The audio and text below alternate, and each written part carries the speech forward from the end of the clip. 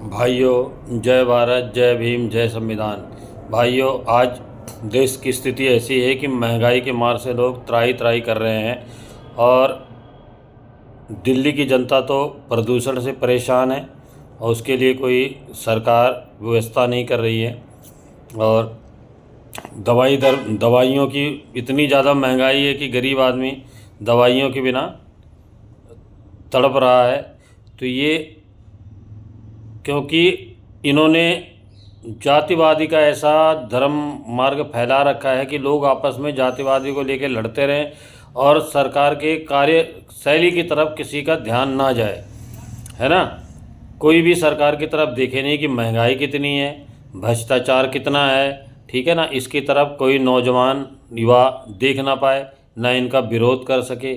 तो भाइयों, अब भी नौजवानों से अनुरोध है कि जात पात को छोड़ के देश का विकास और अपना विकास, अपने परिवार का विकास, इसके बारे में सभी लोग सोचें। नौजवान इकट्ठा हो और सरकार से पूछे कि उनको सरकारी नौकरी कब मिलेगी। जितने भी सेक्टर हैं सारे प्राइवेट कर दिए गए हैं और कोई सरकारी नौकरी रही नहीं गई है।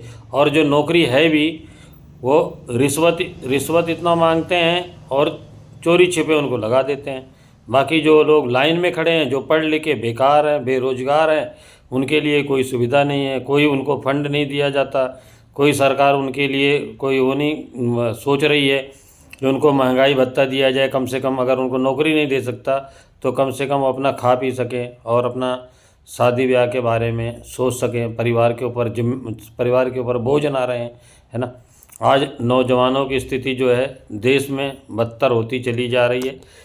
ये नहीं कि वो किसी मतलब एक ही जाति का, किसी भी जाति का हो, चाहे स्वर्ण का हो, दलित हो, मध्यम वर्ग का हो, ओबीसी हो, सब के बच्चों की स्थिति यही है, ठीक है ना।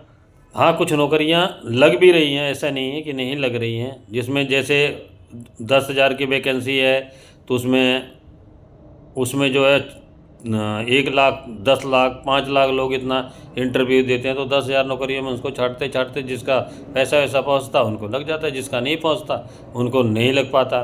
तो ये आपस में सिर्फ ये कहा गया कि आरक्षण आरक्षण आरक्षण, इसका कोई नहीं है, ठीक है ना। 15% लोगों को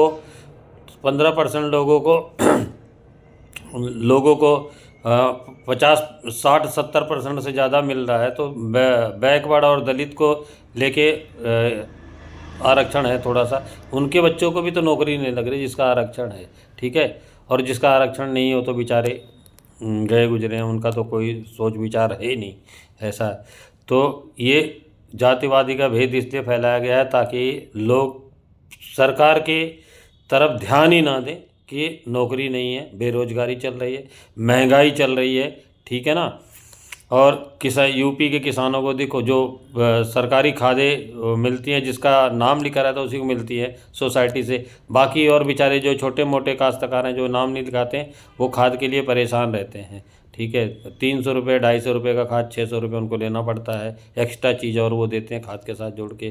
तो सरकार से मैं अनुरोध करता हूँ आप सब इन चीज़ों का ध्यान दें। अगर आप मालिक बन बैठे हैं तो सब आपके परिवार हैं, अपने परिवार की तरफ आप ध्यान दीजिए। हमारा भारत एक परिवार है। इसी के साथ भाइयों, जय भारत, जय भीम, जय संविधान।